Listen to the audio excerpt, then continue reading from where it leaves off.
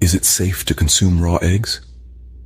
A question that has hatched many debates among health enthusiasts and culinary explorers alike.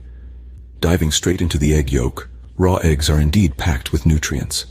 They are a rich source of high-quality proteins, essential amino acids, vitamins like A, B, and D, and minerals such as iron and zinc. This nutritional profile makes them an attractive choice for many seeking a protein boost. However, raw eggs are not without their risks. Salmonella, a type of bacteria often associated with raw or undercooked eggs, is a primary concern. A study in the Journal of Food Protection found that 1 in every 20,000 eggs is thought to be contaminated with salmonella. This might seem like a small number, but it translates into more than 140,000 illnesses each year in the United States alone, according to the Centers for Disease Control and Prevention. Furthermore, raw eggs contain a protein called avidin that can block the absorption of biotin, a vital B vitamin. While you'd have to consume a significant number of raw eggs to experience biotin deficiency, cooking the egg neutralizes avidin, making it a non-issue.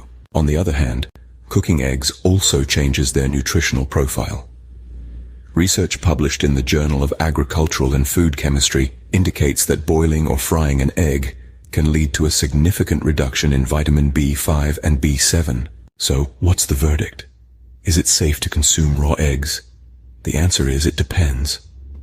For most healthy individuals, the risk of getting a salmonella infection from raw eggs is relatively low.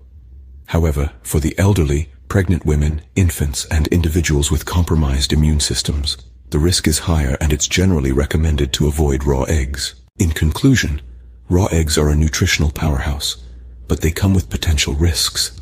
Salmonella contamination is a real concern, and consuming raw eggs can also interfere with biotin absorption. Cooking eggs reduces these risks, but it also decreases certain nutrients. Therefore, it's a matter of weighing the benefits against the potential health risks. Remember, when it comes to food safety, it's always better to err on the side of caution.